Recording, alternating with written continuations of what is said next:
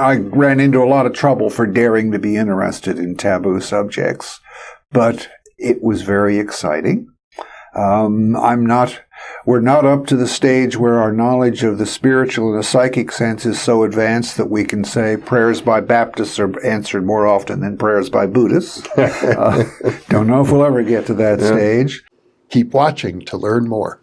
Book 4 in the new Thinking Aloud dialogue series is Charles T. Tart, 70 Years of Exploring Consciousness and Parapsychology, now available on Amazon. New Thinking Aloud is presented by the California Institute for Human Science, a fully accredited university offering distant learning graduate degrees that focus on mind, body, and spirit. The topics that we cover here. We are particularly excited to announce new degrees emphasizing parapsychology and the paranormal. Visit their website at cihs.edu. You can now download all 8 copies of the New Thinking Aloud magazine for free, or order beautiful printed copies. Go to newthinkingaloud.org.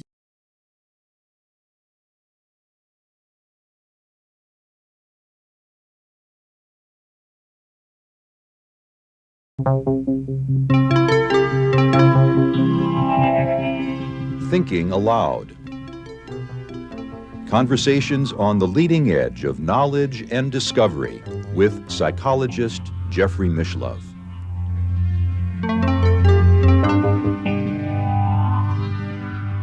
Hello and welcome. I'm Jeffrey Mishlove. Today, we'll be exploring 6 decades in parapsychology. With me is my old friend and mentor, Dr. Charles Tart, who is an emeritus professor of psychology at the University of California at Davis and also the Institute of Transpersonal Psychology. Dr. Tart was one of my own faculty committee members when I was a graduate student in parapsychology at the University of California. He is the author of numerous books and over 100 scientific papers in parapsychology. His books include the classic Altered States of Consciousness, an anthology, as well as States of Consciousness and Psi, Scientific Studies of the Psychic Realm, as well as Learning to Use Extrasensory Perception. Welcome, Charlie. Good to be here, Jeff. It's a pleasure to be with you. And, of course, I want to acknowledge the important role that you've had in inspiring me and in guiding me to pursue my own career in parapsychology. Well, I don't know how much I had to inspire you. You were pretty self-propelled, you know. I could give you useful information, but I didn't have to motivate you to do something. Well, it was often at a distance. Mm-hmm. But you've been a pioneer long before I got into the field. You were already famous before I got started. And I think our viewers would probably like to know what brought you into the field of parapsychology. And how's it gone for the last 6 decades? Well, some of my friends have kidded me that I'm basically trying to figure out how my mother did it. Almost everybody I know had the experience as a kid. Often, many times, you're in a part of the house alone, and you start to do something that you probably shouldn't be doing, and from the other end of your house, your mother calls out, "Jeff, what are you doing?" How did she know? They think I'm trying to figure it out. I would ask her, could she read my mind? And she'd say, of course. Of course, as a parent, I know, if they're quiet, they're up to something. But more accurately, I started out with a conventional religious background. Mm-hmm. My grandmother, who was all unconditional love for me, took me to Sunday school and then church. And if it was good enough for my grandmother, it was good enough for me. Mm-hmm.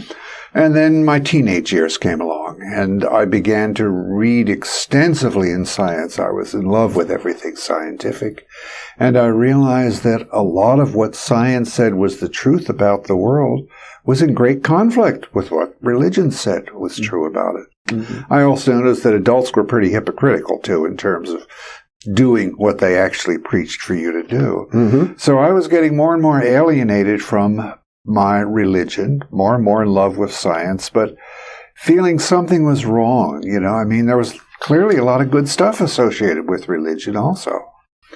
In my reading, God bless the Trenton Public Library, they had a lot of old books on psychical research, as parapsychology was originally called. Trenton, New Jersey. Trenton, New Jersey, yes. Any of the people who've crossed the bridge there over the Delaware know it says, Trenton makes, the world takes. They got me. But they did the bridge for the Roebling steel. But I realized from my reading that this wasn't just my personal problem. This is something that a lot of intelligent people had suffered through from the 1800s when science became a powerful force in society. Yeah. And people were horrified in the sense that religion was being totally thrown out. And where would our values come from in that case? But they got the idea that scientific method had worked very well when applied in the physical world to learn more and more about things. Could we take scientific method, the essence of good observation and logical thinking about it, and apply it to phenomena associated with religion and spirituality, and start to figure out, oh yeah, this is about something real, although we're not so sure about the theory about it, the doctrine. This part of it does look like total nonsense. We can let that thing go. That has been the central theme of my career since my teenage years, where teenage years it was mostly reading about it, and then it's been active experiments in many ways, writing, thinking, and so forth. How can I take the essence of science and use it to clarify what's there in spirituality? Now, I'm going to talk about spirituality now, because I understand that spirituality means somebody has some overwhelming experience, and they start talking about it, and pretty soon there are committees that turn what they experienced into doctrine, and then you get into the whole sociology of religion, which I'm no expert on. But there are experiences people have, like near-death experiences, that have profound spiritual implications for people.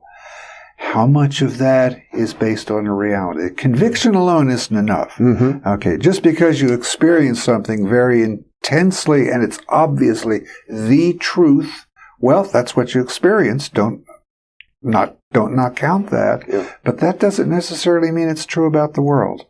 So, yes, parapsychology for really 70 years now, from my teenage years on. Well, what drew you specifically into parapsychology research? Because combining religion and science could have brought you into philosophy or religious studies or just conventional psychology. Something drew you to the paranormal. Well, the drawing to the science part of it was that I loved gadgets. I was a ham radio operator. I learned so much electronics. I was able to pass federal tests for a first-class radio telephone license and work my way through college working at radio stations and the like.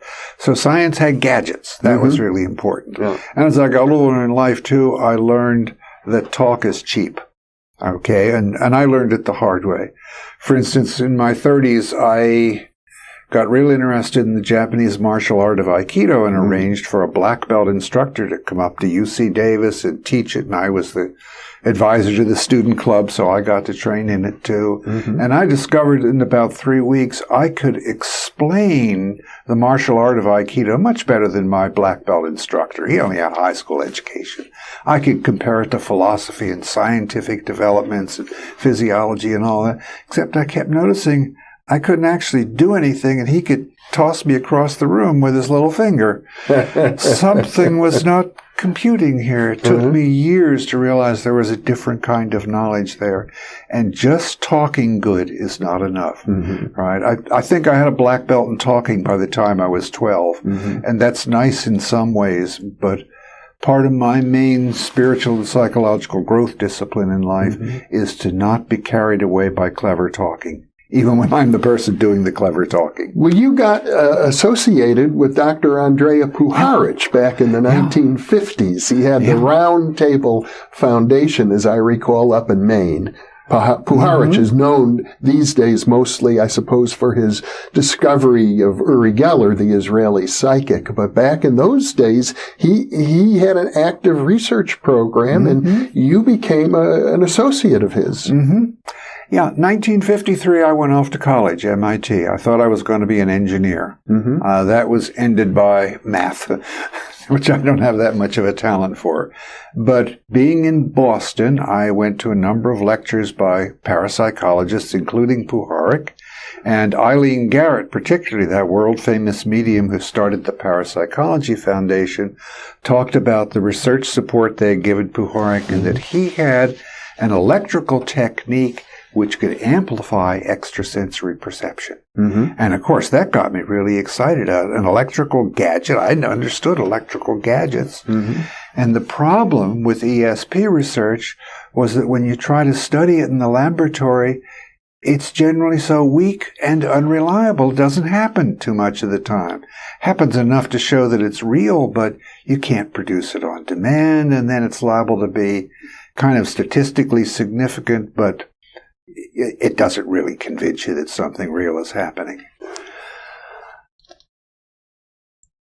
We had a psychic research club that we had founded. We had Puharich come down and talk, and I was fascinated enough by what he'd done to say, I need a summer job to earn money for college. You've got a position open. So he had a research assistant position open. I earned $1 an hour, which I thought was pretty good back then. Yeah, back in those days. $1 an hour and room and board. Hey, that was all right. So I spent the summer at his private research foundation in Maine. That was charming. It was charming because it was a beautiful place. I'd never been in Maine before. It was an old mansion on the coast. The taxes had become too much for rich people to keep it, so they gave it to charitable places. We had all sorts of interesting psychics visit. Maury Bernstein, the guy who wrote The Search for Bridie Murphy, was there a lot. Peter Herkos, the European psychic, was there. But I was especially interested in the Faraday cage research that was supposed to help ESP. Now, a Faraday cage, okay? Your car is a kind of inefficient Faraday cage. It's inefficient because it's got a lot of openings. If it was a solid metal box, then if you were struck by lightning on the outside, but you were inside this solid metal box, you wouldn't feel a thing. It's the property of this kind of electrically conducting box that all the electricity stays on the outside. That's interesting. So you're shielded. You're shielded, yes. You're very thoroughly shielded from anything electrical. And the idea for parapsychology research, I suppose, is it prevents any kind of electromagnetic signal from being the source of ESP, if ESP is evident. And that was important for a few people, but I think by then there was already more than enough evidence to show that whatever ESP is, it's not electromagnetic. It doesn't fall off with distance, for instance. You can't detect it with radio receivers. But it's an interesting, it's a scientific-looking environment. Well, Puharich made all sorts of experiments with Faraday cages. And his two most basic findings were that if your Faraday cage was electrically insulated from ground, right? He had a 6-foot metal cube with a door in it, and it sat on glass blocks, which does not conduct electricity. If you tried to do an ESP test with one person inside that way and another person outside somewhere, they generally scored at chance. It's like this electrically floating, as it was technically described, Faraday cage blocked ESP.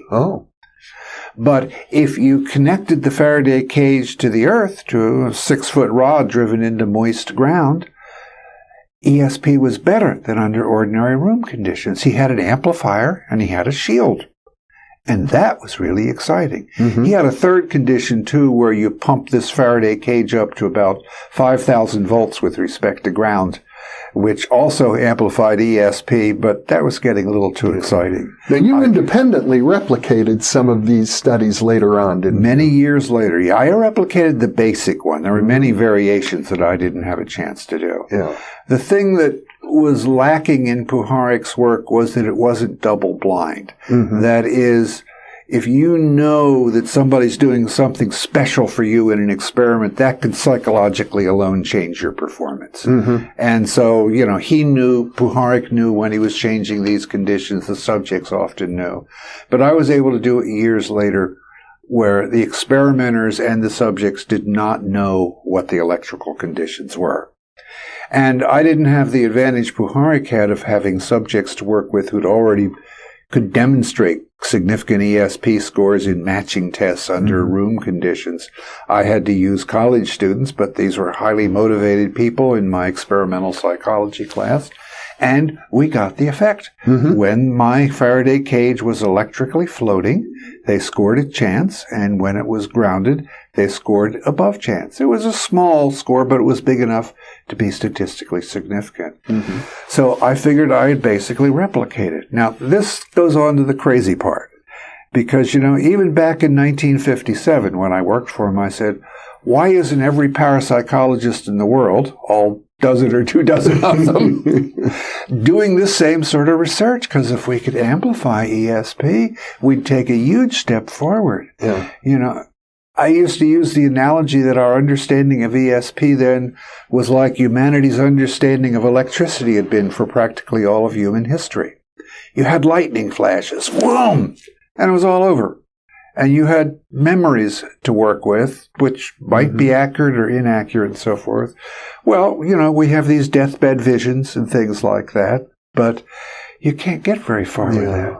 You also had static electrical effects. Sometimes, if you rubbed a glass rod with some fur, you might be able to pick up a feather. And it didn't always work. Yeah. You had these very weak, unreliable effects. That's what our laboratory effects are like. Up until Ben Franklin came along. Right. And showed that, lightning was indeed electricity. But what really changed was when the Italian Volta invented an electrical battery. Mm-hmm. Now, it was nothing compared to lightning, but it was a steady electrical current, and you could experiment with the properties of electricity. And in no time at all on a human history time scale, we have video, audio, all this wonderful stuff. We need the ESP battery. It looked like the Faraday cage could do it, but nobody else was replicating it. After half a century, you're the only one who even tried to replicate that study. That's right. Uh-huh. Well, Puharich published a book long ago called Beyond Telepathy. And in that book, he argued that if you're in a very relaxed neurological state, I think he called it the cholinergic state, you were that increased your receptivity for ESP, and if you're aroused in an adrenergic state, then you're a better telepathic sender. And nobody's ever replicated that either. Yeah. But it does seem to correlate well with the anecdotal literature. Yeah. And it also, I think there have been many studies correlating relaxation techniques, hypnosis, meditation, and so on. Well, the anecdotal literature it would fit with real well is you're in the process of being horribly murdered, so you're pretty aroused in an adrenergic state, and your mother 1,000 miles away is asleep, and she's very relaxed in a cholinergic state, and she has a dream in which you appear or something. Yeah. But again, that's a little hard to experiment with. It is, but it's one of the most commonly reported spontaneous experiences that people have. But the sender has been really neglected in parapsychological research. Mm-hmm. And I think part of the reason for that was that telepathy made a certain kind of sense to people. If I'm attempting to communicate something to you, maybe I'm sending out radio waves or quantum stuff or something. But clairvoyance, here's a deck of cards in a box, write down what the order is. Nobody's looked at these cards since they've been shuffled. Nobody's sending. It's not known to anybody. Turned out, at least in most of the laboratory studies, clairvoyance works just as well as telepathy experiments. Yeah. So maybe this person trying to send it doesn't really matter. Mm-hmm. So the sender's been extremely neglected, and I suspect that's a loss. But Well, as you look back now over more than 6 decades in the field, what is your reflection? Was it worthwhile? oh yes, Yes. I mean, I ran into a lot of trouble for daring to be interested in taboo subjects, but it was very exciting. We're not up to the stage where our knowledge of the spiritual and the psychic sense is so advanced that we can say prayers by Baptists are answered more often than prayers by Buddhists. Don't know if we'll ever get to that stage, but there is enough evidence that I feel I can say quite confidently as a scientist that the human mind is more than the human brain. That the mind can sometimes reach out, we can call it telepathy if people seem to be intending to reach it, can sometimes reach out and just pick up information about distant things, call it clairvoyance, sometimes reach into the future and correctly identify stuff that hasn't even been determined yet. The evidence for that is overwhelming. I hate it.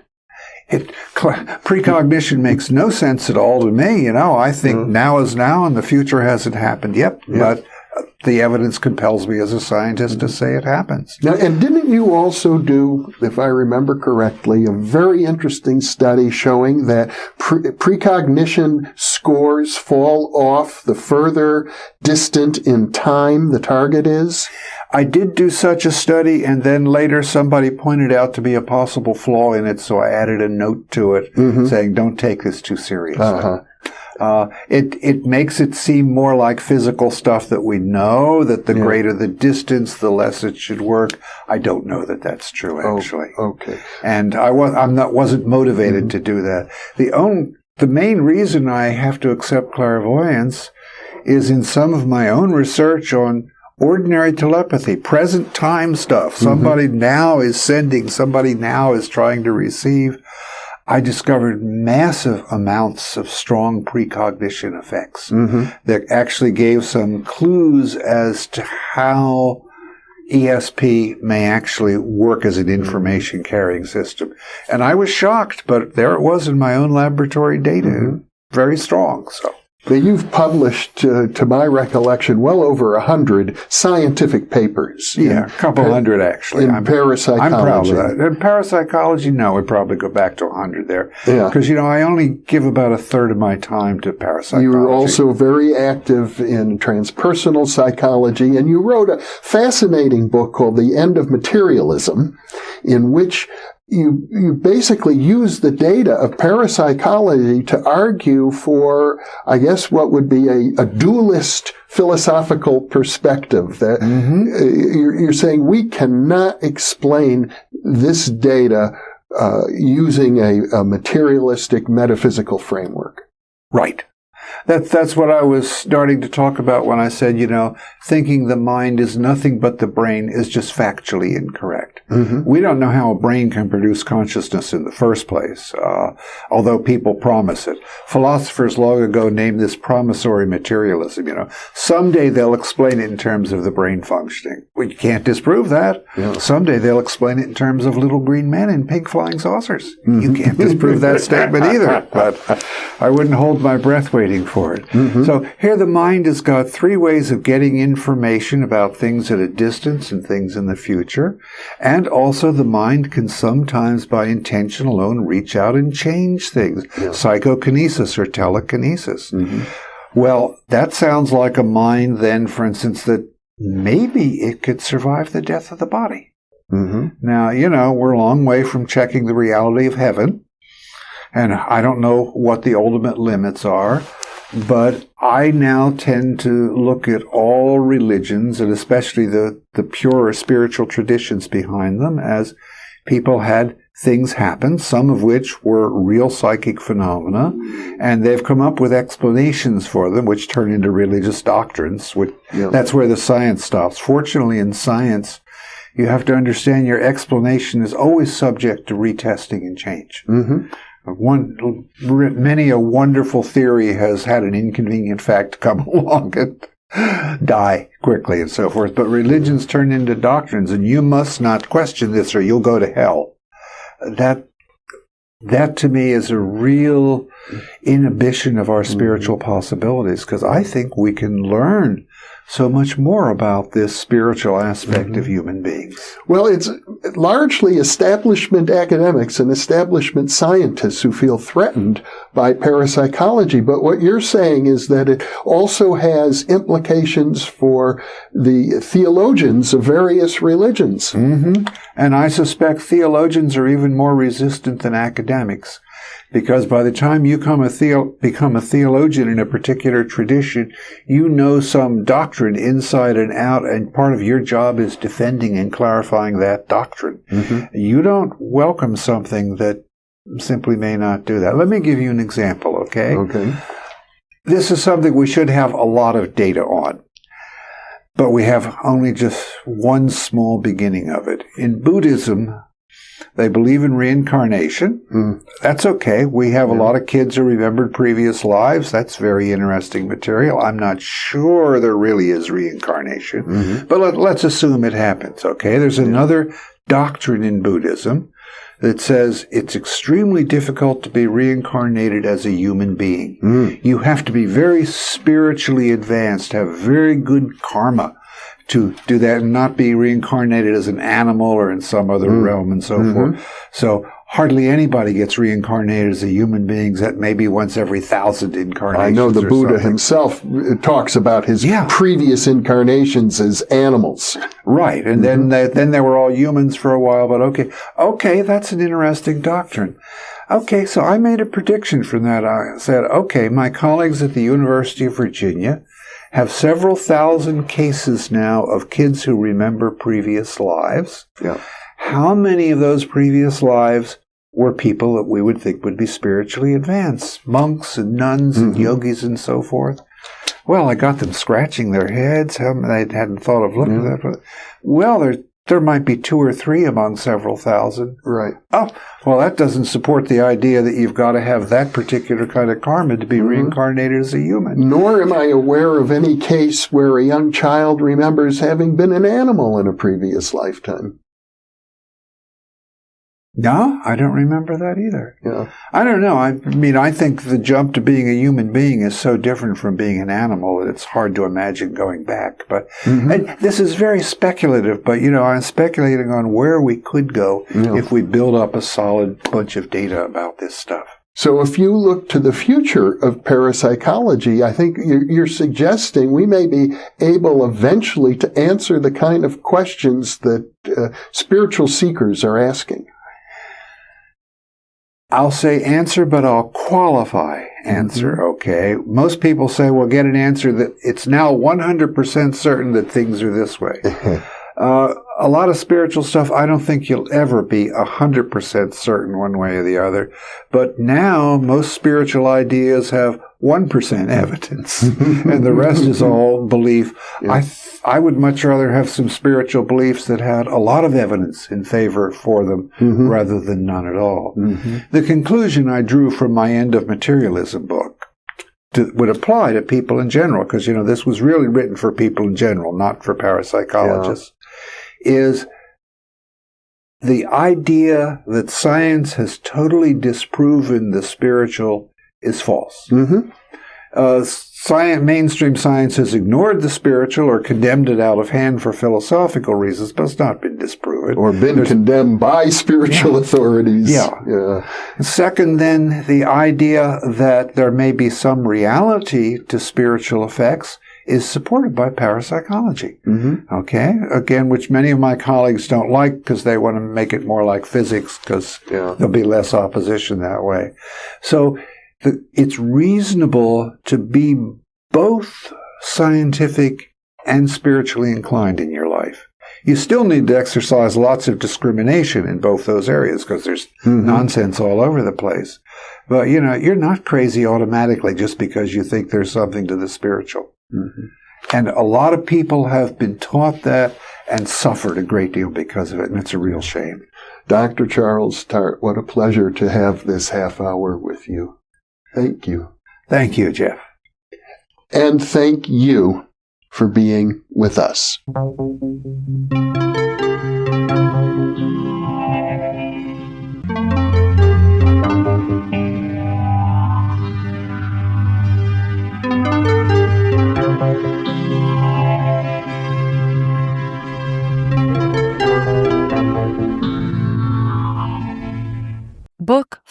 in the new Thinking Aloud dialogue series is Charles T. Tart, 70 Years of Exploring Consciousness and Parapsychology, now available on Amazon. New Thinking Aloud is presented by the California Institute for Human Science, a fully accredited university offering distant learning graduate degrees that focus on mind, body, and spirit. The topics that we cover here. We are particularly excited to announce new degrees emphasizing parapsychology and the paranormal. Visit their website at cihs.edu. You can now download all 8 copies of the New Thinking Aloud magazine for free, or order beautiful printed copies. Go to newthinkingaloud.org.